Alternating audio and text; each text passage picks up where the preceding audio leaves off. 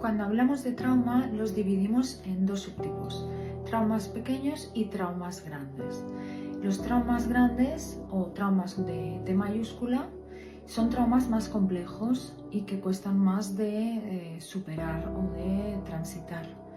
Los traumas complejos, que son los que quedan las personas más traumatizadas, estaríamos hablando de diferentes tipos. Por ejemplo, una persona que ha sufrido bullying con sus compañeros durante la infancia o en la adolescencia, en el instituto, podría ser un trauma complejo si la persona ha sufrido de manera impactante ese evento. Si ha sido algo que se ha establecido durante el tiempo de manera continua y lo ha normalizado, siendo un evento más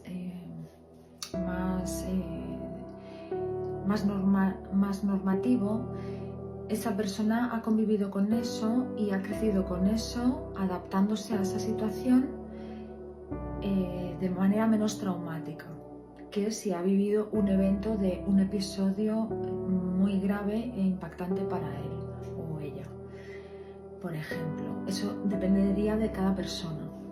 En el caso del bullying, por ejemplo, podría ser que muchos alumnos o compañeros se pusieran en contra de esa misma persona y lo atacaran de manera violenta con agresiones físicas. Eso sería un trauma complejo y esa persona quedaría dañada psíquicamente y a veces también con secuelas físicas. Por ejemplo, yo en consulta tengo alguna paciente que le ha pasado este evento en particular. Después, dentro del trauma complejo también podemos encontrarnos con otro tipo de abusos, como el abuso de la violencia doméstica o el maltrato psíquico o psicológico de la pareja hacia la persona. Cuando hablamos de trauma complejo, normalmente nos remitimos más a la niñez y a la infancia y a la adolescencia, pero cuando ha habido un maltrato por parte de una pareja, también se establece un trastorno por trauma complejo.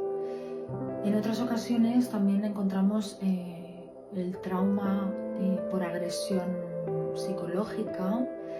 Me encuentro muchos pacientes hoy en día en la consulta donde hay agresión por parte de mujeres contra los hombres. Me encuentro muchos casos donde hay mujeres que utilizan la ley que las ampara más en este aspecto para hacer denuncias en contra del hombre, a veces utilizando recursos muy perversos como manipulación en cuanto a mensajes, vídeos grabados, y a veces incluso con el recurso de simplemente con su palabra contra la otra persona.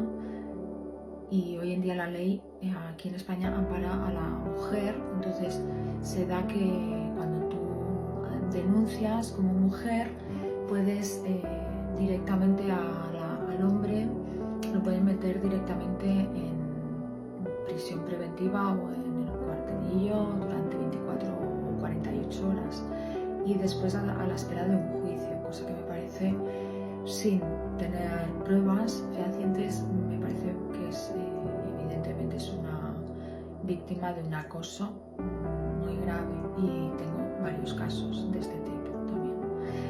Después, otros tipos de trauma podría ser evidentemente una violación, cuando se comete pederastia, acoso o abuso hacia niños, de muchas veces normalmente, que lo veo en consulta también, de padres o familiares directos hacia los niños o niñas. Ahí se produce un trauma grave o complejo. Después también tendríamos, por ejemplo, cuando hay un duelo, cuando hay una muerte de un familiar muy cercano o allegado, por ejemplo los abuelos o alguno de los padres, durante sobre todo la infancia o primera infancia o adolescencia, y no se ha vivido un duelo, ¿no? Es cuando, sobre todo cuando es impactante, es decir, cuando ya es algo esperado, es más difícil de que se produzca un trauma complejo. Sí, se produce trauma, pero no de tipo complejo. El tipo complejo, bueno, también podría ser que se deviniera por causas de catástrofes naturales, como por ejemplo lo que hemos vivido ahora en Valencia, en La Habana, personas que hayan vivido una situación, pues eso, catastrófica, donde han fallecido personas, donde han vivido esa situación de alerta máxima. Entonces, en las situaciones, o en una guerra, por ejemplo, también, situaciones extremas donde se desatan los mecanismos de hiperalerta del cerebro, del sistema nervioso, y genera el origen del trauma. El trauma lo que nos hace en el cuerpo, a nivel psíquico y físico, es que, como resulta de un impacto emocional, sobre todo, lo que hace es que la amígdala, que es la que produce y segrega, ¿no?, las hormonas y los neurotransmisores de las emociones, lo que hace es que lo que hace es inflamarse la amígdala. Entonces, la amígdala, al inflamarse, lo que produce es como del impacto, se generan tantas emociones a la vez que se inflama. Al inflamarse, queda como crea el estado de hiperalerta en el cuerpo humano, en toda la parte sensoriomotriz, sensoriomotora, y se conecta con el hipotálamo y otras partes como la ínsula, ¿vale? Entonces, al hacer estas conexiones, el hipotálamo, por ejemplo, que es la parte del cerebro que es como una forma de caballito de mar, esta parte lo que nos trabaja es la parte de la memoria. Esa memoria lo que hace es reducirse precisamente por el impacto de lo que está viviendo. Y esto lo hace para protegernos en ese momento, ¿no? Por ejemplo, en el estado de una agresión muy fuerte, por ejemplo, si es un niño y los padres, o el padre o la madre, lo somete a una paliza, le pega brutalmente, el impacto es tan grande para ese niño que lo que hace el hipotálamo se reduce y la amígdala se abre, o sea, se agranda. Entonces, todas las emociones en ese niño ya van a quedar de manera impresa, mucho más fuertes, por lo que su manera de ser, o sea, eso le condiciona ya a vivir todas las expresiones de las emociones de manera más amplia. Es decir, que a partir de ese momento, ese individuo ya cambia totalmente su identidad, de ser una persona más normativa a ser una persona que llamamos como más apasionada o impetuosa en sus emociones. Es decir, cuando siente alegría, su alegría es muy grande; cuando siente tristeza, su tristeza es muy grande; cuando siente ira, su ira es muy grande.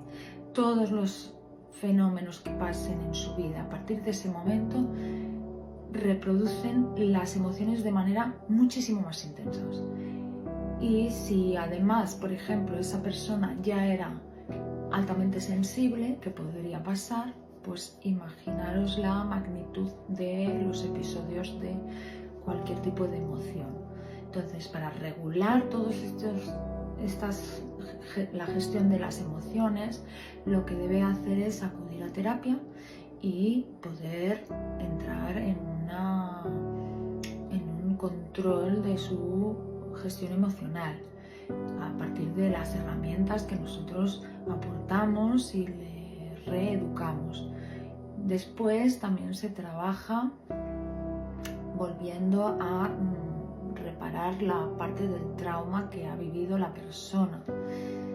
Y muchas veces lo que sucede es que se repara y esa persona pues queda con esas heridas que ha venido a la consulta de manera saludable, las puede mirar, las puede hablar y puede convivir con ellas desde otro lugar. Pero hasta que no se repara, eso está ahí y está como a flor de piel, y son personas que son como muy irritables, enseguida saltan por cualquier cosa. Cuando ves a personas que tienen como, que se suele decir, como el hilo muy corto, como que les cuesta mucho entender al otro, viven de manera muy intensa todas las cosas. Normalmente ha habido, cuando se profundiza en su estudio personal, suele haber habido algún trauma, mayormente en la infancia o en la adolescencia, pero muchísimas veces en la primera infancia. Y por desgracia, a nivel de España ha habido muchísimos abusos por parte de la educación que se venía dando, donde había una manera de poner los límites a través de la violencia física muy extendida. Entonces, en consulta hay muchísimo trabajo de trauma debido a los maltratos familiares, por ejemplo. ¿Qué nos sucede cuando tenemos este estado de hiperalerta que se instala en el cuerpo, en el sistema nervioso? Bueno, pues el estado de hiperalerta en el sistema nervioso lo que hace es, muchas veces la persona traumatizada con uno o muchos traumas, porque muchas veces se suelen dar varios traumas en la vida, donde ha habido traumas complejos, varios, así puntuales, y muchas veces también se da que ha habido traumas pequeños